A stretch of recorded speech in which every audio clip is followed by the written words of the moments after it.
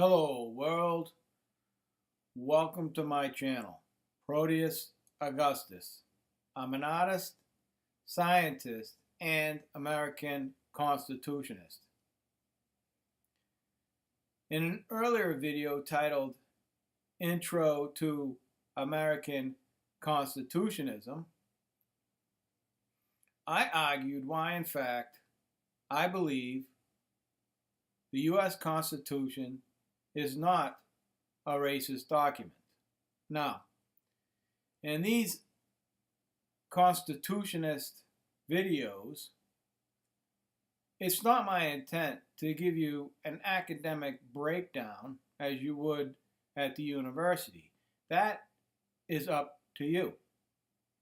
I am taking a minimalistic approach and assume that most people looking at this video have some education or interest in our government, our system of government.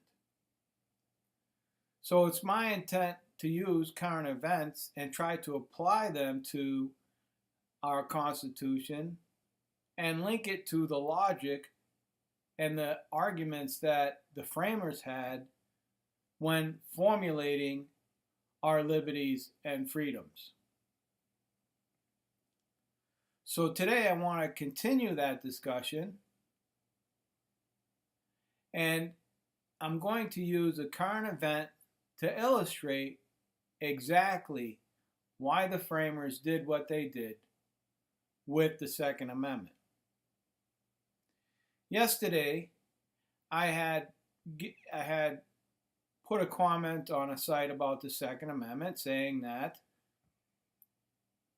the people have a right to form a militia, irrespective of any representation that we put in our government seats.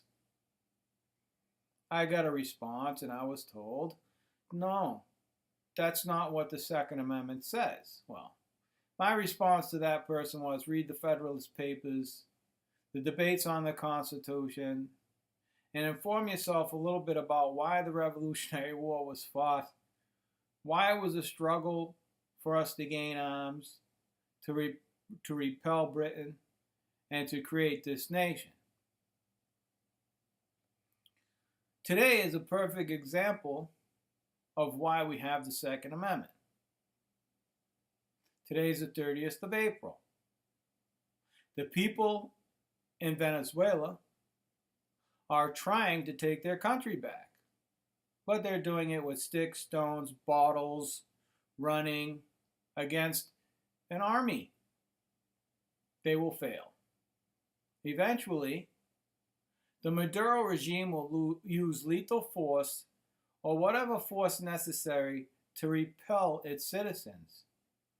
Not only that, they've recruited foreign powers. Russia, Cuba, and China all have their hands in Venezuela to thwart the people through their military expertise, advice, and finances. Now, can you see where I'm going with this? Put yourself in their place. Let's say that the Democrats and the globalists try to seize power in this country. Look at the UN treaty to try to take the weapons away from American citizens. Fortunately, we have a president that signed an executive action getting rid of that treaty. Because our laws are our laws. Now, let's say that they prevail in some way. Our country is coming for our weapons. Why would they do that? They're doing that because they want to defang us. There's much more of us than there are of them. The only power that they have is what legal mandates, case law, or whatever that these lawyers come up with, all right, to justify obviating constitutional rights and liberties. They've been doing this for many years. 100 years at least, little by little, chipping away at the Constitution. So what would we do? Well, we have the Second Amendment. And this is the perfect opportunity to show you why. The framers knew that foreign powers could come to our country and try to take it over. They also knew the frailties of men. That once men get power, it's very hard to take it away from them. I mean, you see remnants of that through the Bush White Houses, okay? Kennedy, when he brought his brother in, and then his other brother was a senator. You see children and grandchildren of previous politicians running for office. Those are things that our fathers tried to prevent. But humans will do what humans will do, and they know that. So they gave us the Second Amendment, not to go hunting and fishing. That at some point the American people will have to rise up and use lethal force against these malfeasance to protect our liberties and freedoms, because they will take it away. That's their whole intent of taking these weapons away. Now, there's conspiracy theorists that might say that some of these attacks in the schools or, at churches, synagogues, that's all a design to get us to give up our weapons like they did in New Zealand. Well, they can't do that here. They could easily do it in any other country in the world, but they can't do it here. Unfortunately, law enforcement officers, for the most part, are lackeys to the politicians.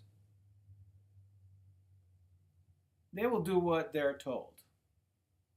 And as long as that's so, the American people will have to go up against them as well, because that's their first line of defense.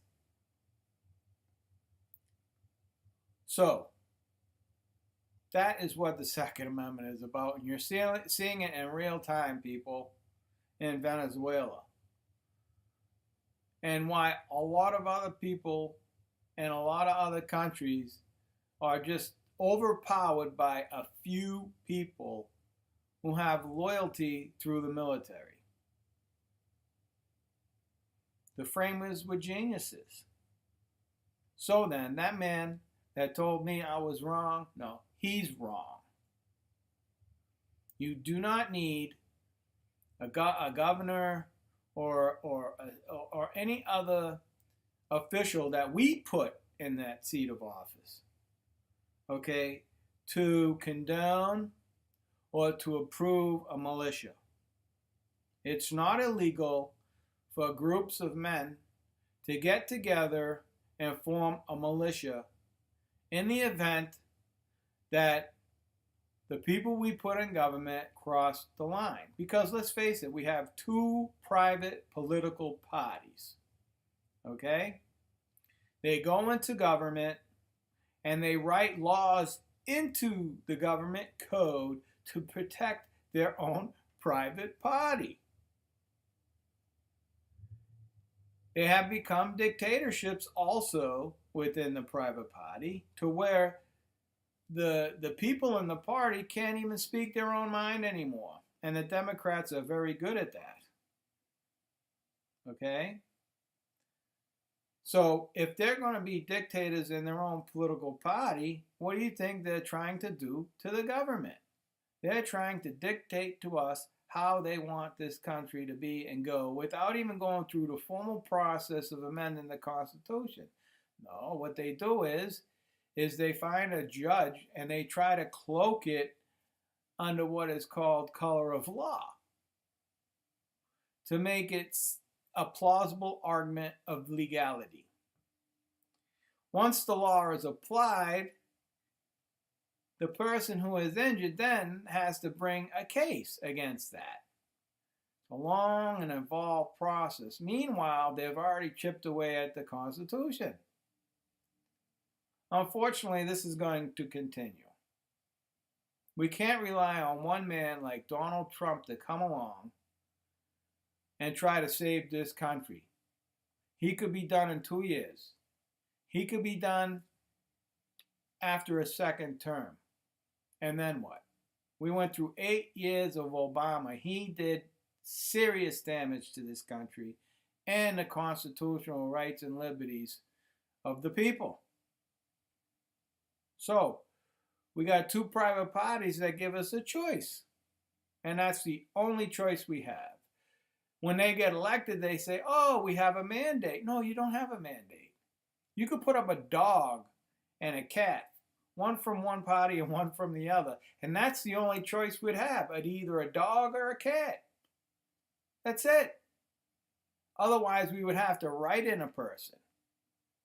Okay? Now, I'm not trying to be facetious. I'm just telling you how much constraint and how much of a stranglehold that these people are putting on government and putting on the people.